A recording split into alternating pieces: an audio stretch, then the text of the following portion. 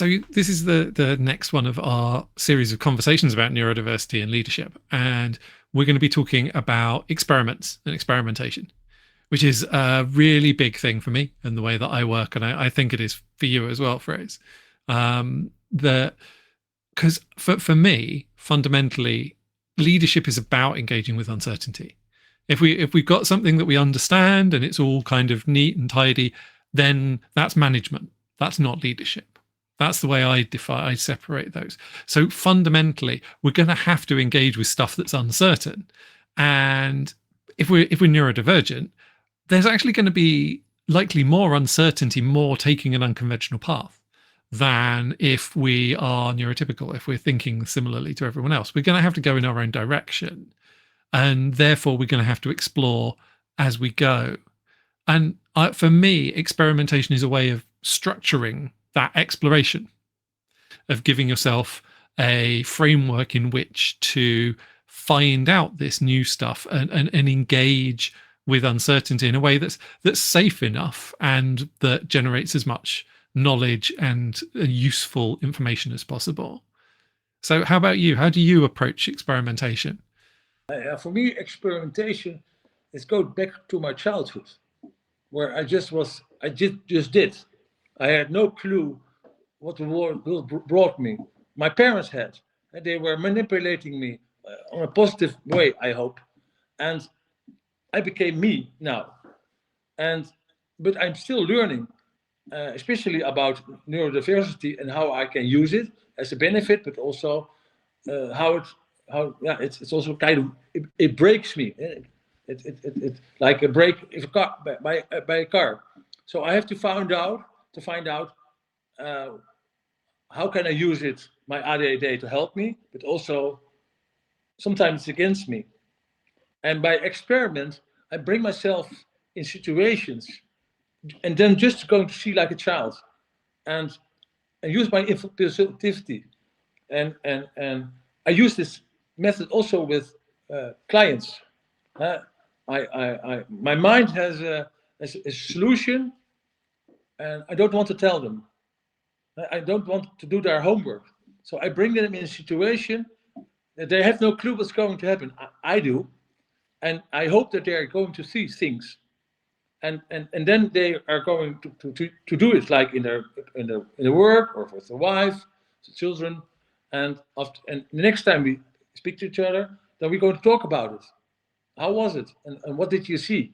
And then I'm going to explain to them why I gave them the assignment. And experimentation is letting go. And that's very difficult because most people with neurodiversity are staying in their head. And in your mind, you are God. But if you go outside and do things in practice, then it's a different story. And that's experience for me. I think that's a really, really good point, that when you do get stuck in your head, taking practical, like being able to structure it and taking a practical step to get into the real world and see what's actually happening is a really, really effective way of moving out of that situation.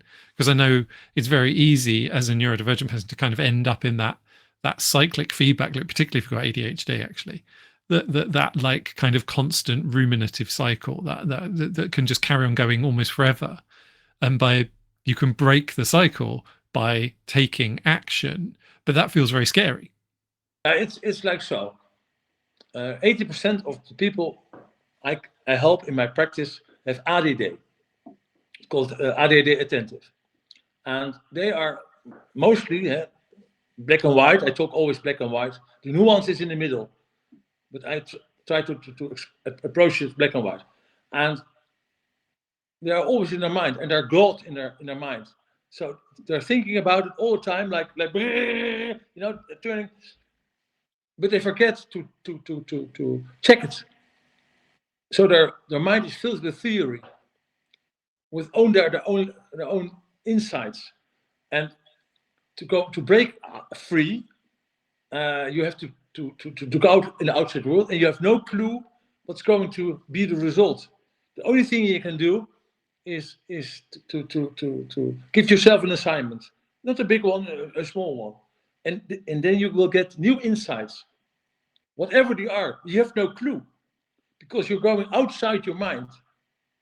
And that's the interesting part, because I have ADHD and I like to learn new things. Coaching people is for me so interesting because every person is like has 10,000 variables, and you know, and I have to experiment with them to see what's going to happen. It's like you have a big hill with mice with ants, and I kick the hill, and all the ants go out and looking, what's happening? What's happening? What's happening? Now, and if you wait 15 minutes, they were going back, and I do it again, but I put put a little bit of banana, and they're going to see how they're going to eat it. Yeah, or a mouse. One time I put a dead mouse, and a day later, the whole mouse was gone, totally eaten by the ants. So that learning by doing excites me, but also and very important, you need another person. That's the best way, that he gives you an assignment, because then you are less scary. That's an interesting one. I mean, because for me, I think how you frame the thing is really, really important. One of there's always that relationship when you're thinking about a topic or thinking about doing an experiment, is yes, what's the outcome, but actually, is the framing any good? Because that's really, really important as well. You know, it's that thing of like, if you're thinking about engaging with a problem, part of framing. So the setup, the way that you're thinking about the whole thing. So the assumptions, the premises, whatever, that kind of world. Assumptions is the word that we've been around a couple of times that I can't remember what it is now in Dutch. But that's really, really important, because it talks about how you are seeing a problem or how you're seeing a situation, and whether that means you can engage with it well. I'm not doing that. We are opposite in this. My mind is more like, I'm looking at it as a child, and I'm very intuitive, and I talk with persons, and a normal coach asks questions, and people answer, and they get insights, and they act. And what I found out, that people with ADHD, they have also insights, but they don't act. That's the problem. They don't act.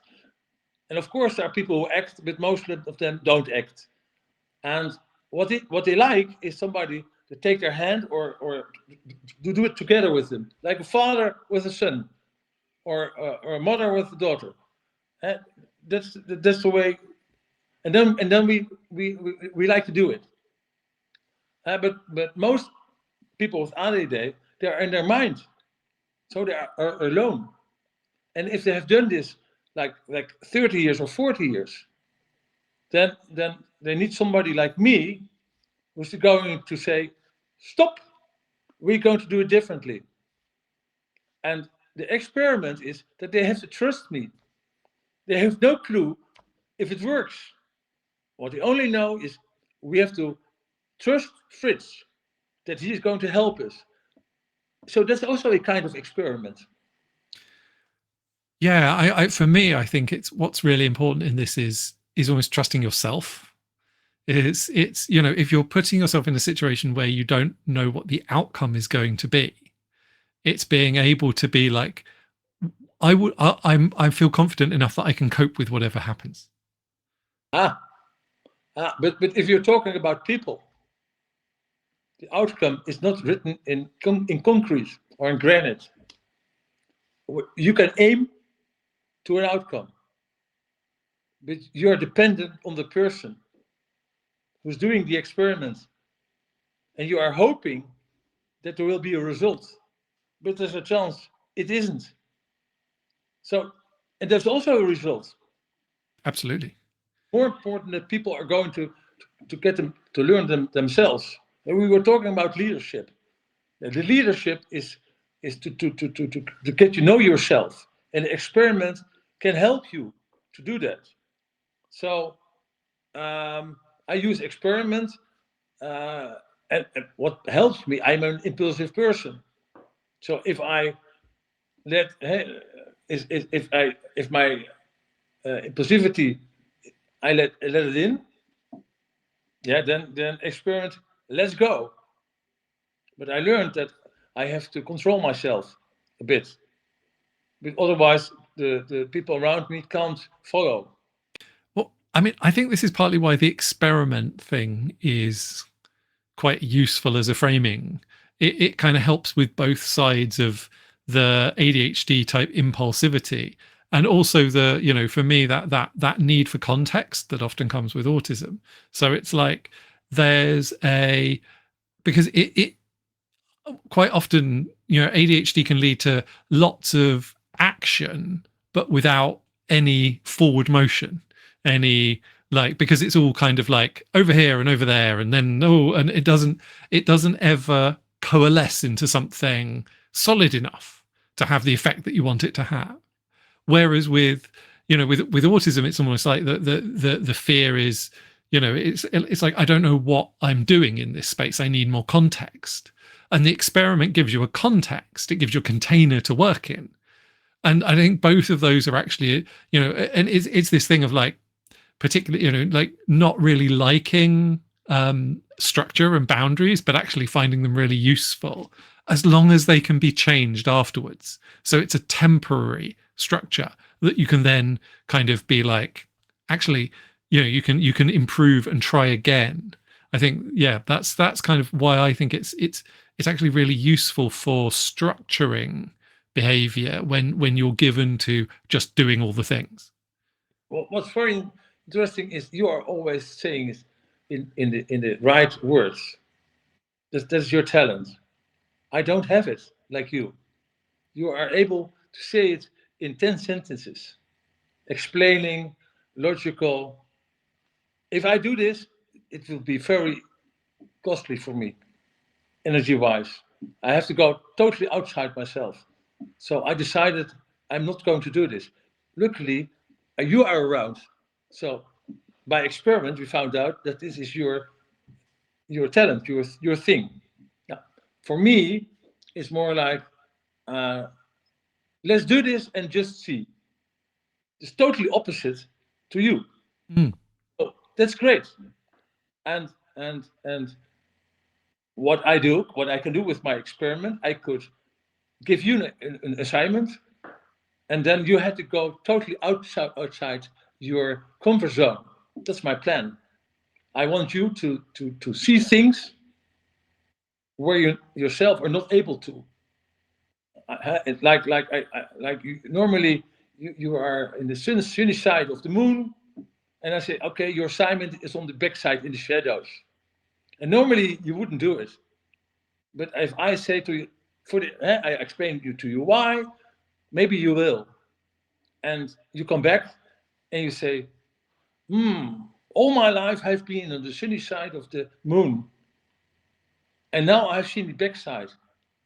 And for the moon is not, I don't see 90%, I've seen 120 degrees. You know, the more you see, the more you're able to decide what you want to do. But then you have to see the whole picture. And the experiment can help you to go to places where you normally don't go to. Yeah, absolutely. And I think there's something for me around the fact that it's constrained. The fact that if you're doing an experiment, it's not like being all in on a thing. I think it can feel very overwhelming to adopt something new and, you know, kind of get and again and to be, because you just can't know the outcome. However much you think about it and try and think about it, you can't know. And very often you can't know how you're going to feel about it. Except for me, is one of the biggest advantages of this kind of experimentation is it's really hard for us to predict whether we're actually going to enjoy something or what we're going to get out of it. We're not people in general are just really bad at predicting that. So like it gives us the chance to be like, oh yeah, this worked, but also this felt good. Yes. Like, I can go to the casino and put like 10 pounds on rien ne va plus. And then 36, that is going to, I win. But then the experiment is outside me. I don't have influence. Mm. What I like to do with an experiment, that I decide the how to say, the surrounding. So therefore, I have still a little bit of impact, influence on the outcome. But I like to do an experiment. It's like if you look at Flogit, you see Flogit, and people are selling their stuff. And there's a expert, he's selling their nuts, it's worth about 100 to 200, and then they're going to the auction. And some of the stuff brings 800 pounds. For me, that's a kind of experiment. You bring your stuff. You hope it's a lot of money worth. No clue, but experts are around, and you're lucky. They pick it and they bring it to the auction, and then most people are protecting it like with 100 pounds, so that it's not going for too cheap. So then the experiment is off. But what you can do, you take something like not so expensive, maybe 50 pounds worth, and you put it on an auction. And you're just going to see what's going to happen. And that's a kind of experiment. Yeah, I think the best kind of these experiments are experiments where kind of what you put at stake is worth less than what you find out. Whether or not it's a positive answer, or whether it's the kind of null hypothesis, it's a no, this wasn't the thing. So that then you kind of can't lose. If I do an experiment about myself, I don't tell people that I am experimenting, and therefore you have to be in a small confined base to do. And it has to be with people who are not aware that you're experimenting. That's very important, because if it goes wrong, no harm. They have no clue they're doing it. You have to shield it a little bit. It is for you to find out. You have a new awareness, and you want to, and you have thought about it in your mind, but you want to check it in the real world, and then you need a kind of experiment. And to a certain degree, you have influence on how you're going to do it and where, but the outcome is still anybody's guess.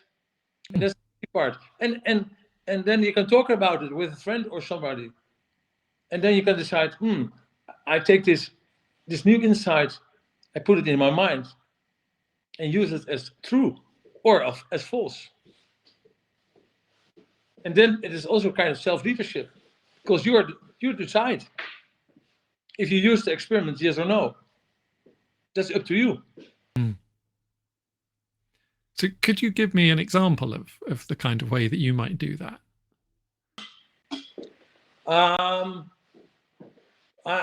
When I coach people, I always make a kind of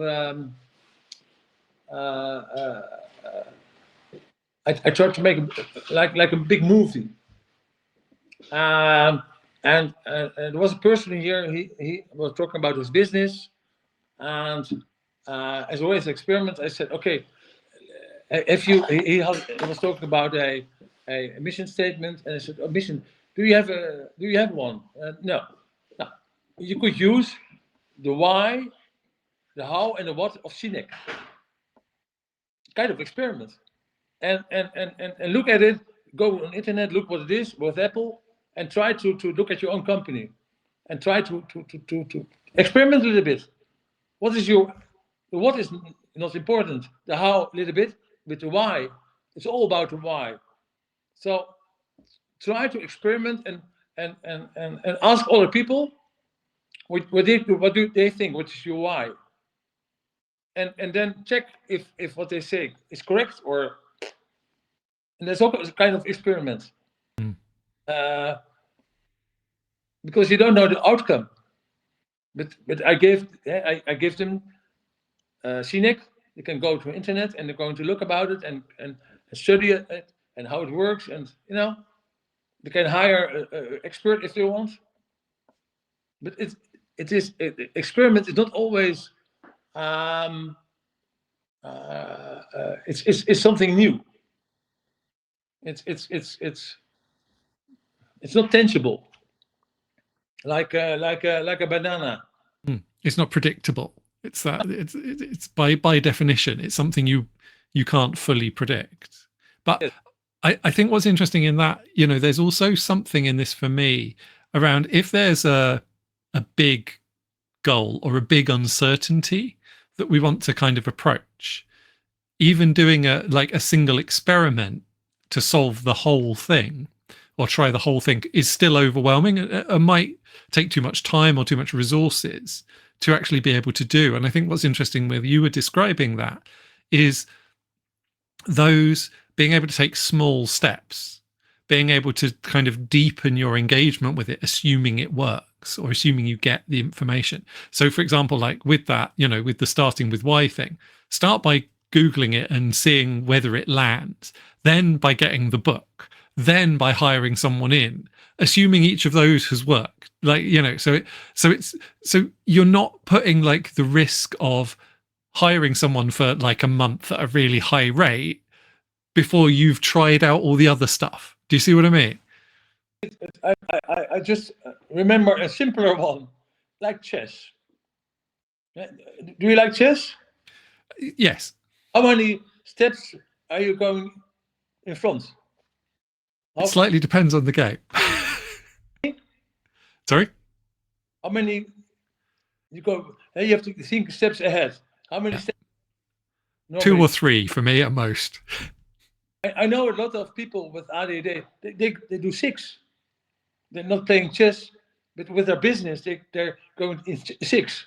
And then in their minds, there are all kinds of barriers and problems and whatever. And then I tell them, max 2. Because with 2, there are no barriers. Because you are thinking much for this kind of experiment, they are thinking normally 6 or 5. And I say, no, 2. Maximal 2. And if they change, they set a step, like pawn to A4, then normally all the steps from 2 to 6 are worthless. So a lot of time in your mind is gone, is worthless. So there's an experiment. So I want them, or to step 1 ahead, to prevent them that they're going in their minds playing God. And for them it's very difficult because they like to play God in their minds. Like for example, let's go to the moon. 1 second, 2 seconds, 3 we are on the moon. And in 1 second we're back on Earth. In our mind, I've been to the moon and back. But if I want to go to the moon, like in real, I need a rocket, I need, I have to do so many things. It takes millions of dollars, whatever. So the experiment is that I show that in my mind, I can go everywhere. I'm in full control. But if I go outside in real world, I'm not. And you have to find out by experiment in small steps, how is the real world in comparison to my mind? And you need experiment for it, to dare it. And that's it. And therefore, experiment is so important. Yeah, you're kind of testing the models almost. We build these models about the way the world works, and we all, that's just how humans work. We're very good at prediction. A lot of this is about predicting what's going to happen next, but that can kind of go wrong. And I completely like that experience with ADHD of kind of seeing all of the connections and the possibilities and seeing so many of them that it becomes overwhelming and you just can't act because there's so many of them. It's like, yes, you can see all the links, but they kind of disappear off over the horizon. And then you're like, well, I don't know what's over the horizon. So if I pull on that thread, then I don't know what I'm going to get. And therefore that's a scary prospect. And so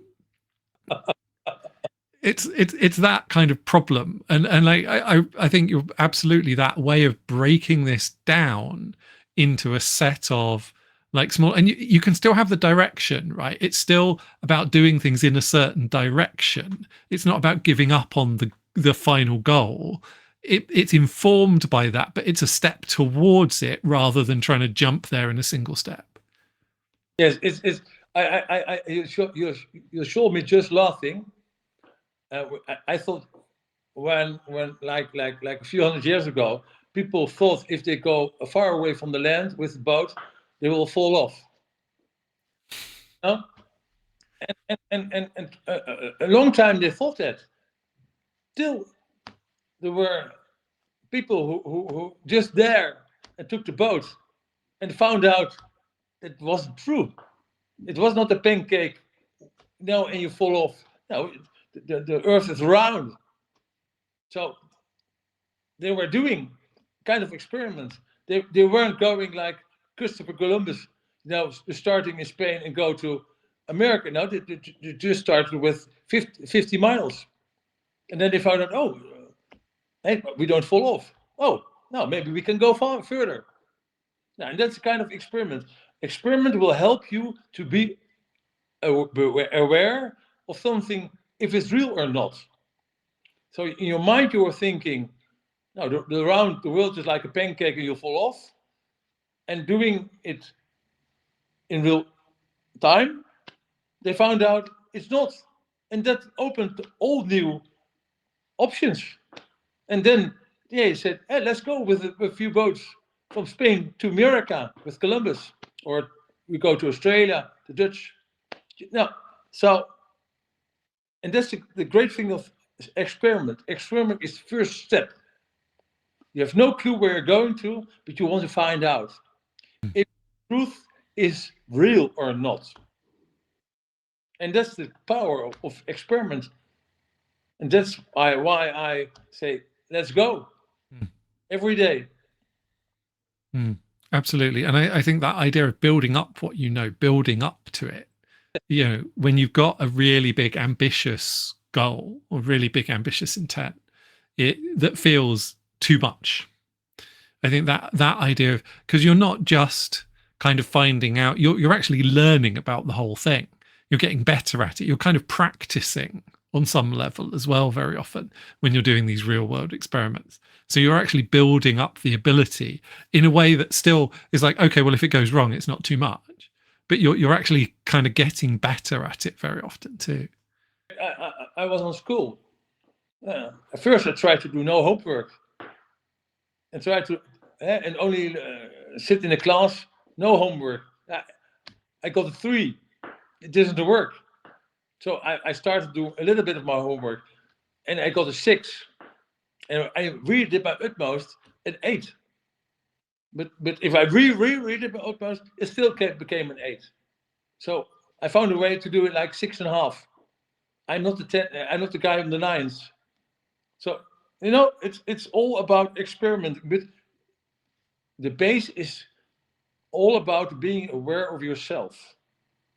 And the earlier you find out about yourself and how you are thinking, or how neurodiversity has an impact on you, the better you are coping in the world, and better chance of success.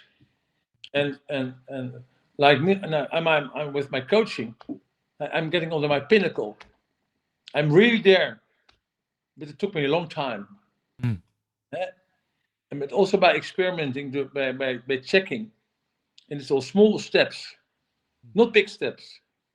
You can better experiment a few, because a small step, the chance of success is much bigger, because you have more control over the environment in which you experiment.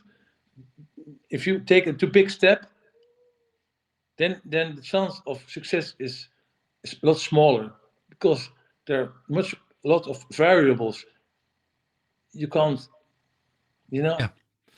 And I think that's a really, really helpful guide to how small this is, because it's almost like the smaller the better very often. And if you're listening to this and thinking, that's all well and good, but there's this really big thing and it's too much. It's still like, or I've got an experiment, but it doesn't feel like, what can you do to make it smaller? How can you, it's like, and when it feels, well, for me, the way I work is when it feels more exciting than it does scary, that's the point at which that's the right size. So you trust that intuition, you trust that. It's like, don't force yourself past fear. You can feel it as long as, but if there's something outweighing it, if there's positive outweighing it, that's okay, but don't force past it. So what you can do is then use that to calibrate, like, how big an experiment should I be? If I'm really confident and it's exciting and I can do a big thing, then that's okay. Take a big step. But if it feels too much, if it feels there's too many variables, or you don't know enough, or you're not able enough, then like cut it down, like smaller, and like allow yourself that grace to vary. That, I think, is for me is the really helpful thing. And the most important thing is that you're doing it. It doesn't matter how big it is. It's much more important that you're doing and iterating and growing. Yes, I think you make a great point. I think, and also the experiment is to find out if what you're saying is correct. So I say to the followers or people who are listening now, I like them to try to follow the lead of Matthew, to do a small experiment and a bigger one, and to feel how it works, and maybe doing a really big one, and as it fails, great, because then you can also, maybe it will succeed, but it's more that you are going to learn about things, and you are moving, you are in motion, and you can't control everything, and the best way is doing it together with another person, because then you will do it sooner than alone. Because when you're alone, you say, let's do it tomorrow, or you procrastinate, or you have all kinds of thoughts which prevent you from the experiment. So if you tell somebody else, they will remind you and say, hey Matthew, how was your experiment? And then you have yeah, hey Fritz, how about we record a podcast episode? Like this. So I experimented by not putting it in my agenda, and 2 times I forgot, and Matthew was waiting, and Fritz, where are you?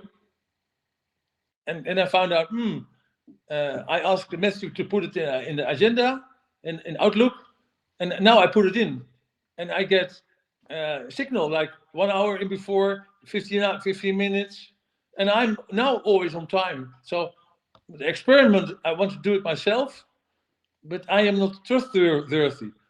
I forget. It's not because I'm willing to, but it's who Fritz is. So I have to be honest to myself and say, okay, I have to put it in an agenda. In Outlook agenda, is agenda or diary? How do you say it in English? Calendar, diary, agenda, they all work.